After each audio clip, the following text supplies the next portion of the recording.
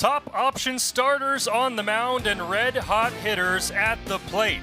It's Friday Night Baseball on tap in Bloomington, Indiana, and the power is on display as the Hoosiers take on Abilene Christian to lead off a three-game set.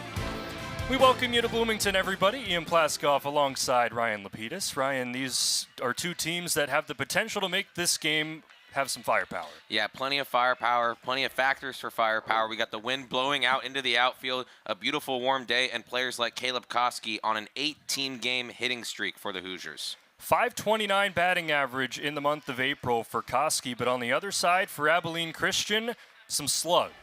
Yeah, they got a pair of guys who can hit homers any day of the week. They have Grant Watkins leading the team, who's 5th in the NCAA, and then right behind him, just one homer behind, is Diego Cardenas with 17, and they're going to need to contend with a great starting pitcher for the Hoosiers in Tony Newbeck.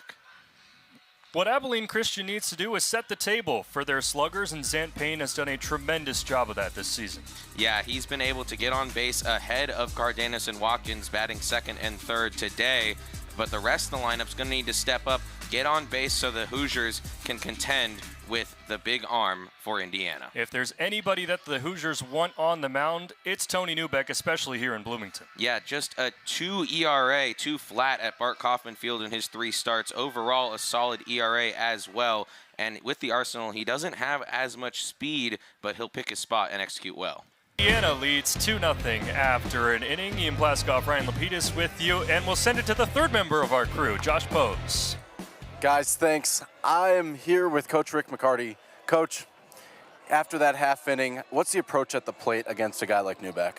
Well, it's a good heater. It's at the top of the zone, so we're trying to push him down a little bit to maybe do a better job of getting on time. I thought our guys put together 3 of the 4 were good at bats there to start. Made him work a little bit to work through the first inning, so hopefully we can just not let him settle in here and respond in the second inning. Coach, I understand you have a lot of people coming here for you this weekend. How excited are you for that? Oh, it's good. We don't get close to home. I'm from Kentucky originally. We've got some family in Indiana as well, so I think there's some folks coming up. It's a lot closer to Bloomington than it is Abilene, Texas, so there'll be a few folks here. I just hope they got purple on this weekend. Coach, thank you very much. Yeah, thank you. It was a milestone win for Indiana head coach Jeff Mercer on Wednesday. Our Josh Pose caught up with him earlier today. Coach, on Wednesday you earned win number 300. You're with your daughter Grace. That picture, that video that came out. What did it mean to celebrate with your friends and family here? Well, you know, I didn't know it was a 300th win until the players in the dugout told me. And we've been gone so much the last 2 weeks that honestly the kids were just excited to see me and just come out. So, you know, that was my favorite thing is when they come out. But what I really thought about was just the memories and the experiences with so many great kids and so many great coaches. And, you know, I'm standing there holding my kids in the locker room talking when the players told me.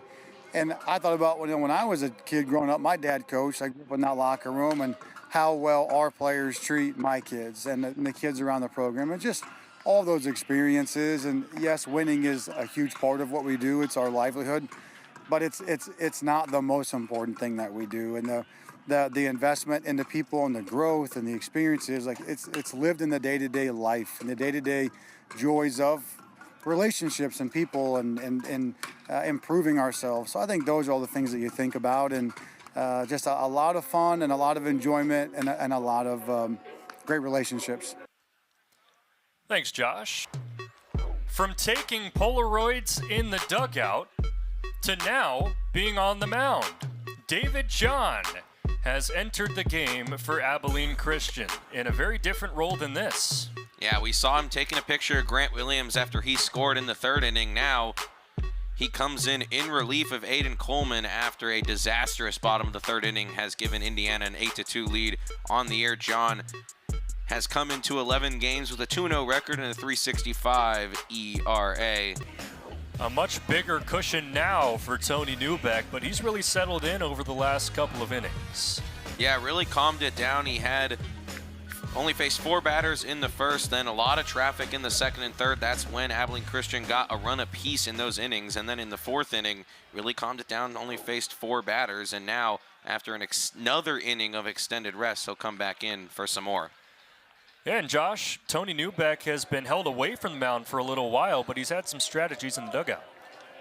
Yeah, guys, in Ryan, he has been pacing back and forth. These have been 2 really long stretches without being on the mound. He was throwing a ball with TJ Schuyler in front of me. He was also throwing this 7.5-pound, I have it in my hand right now. It's a red weighted ball, if you can see it right here.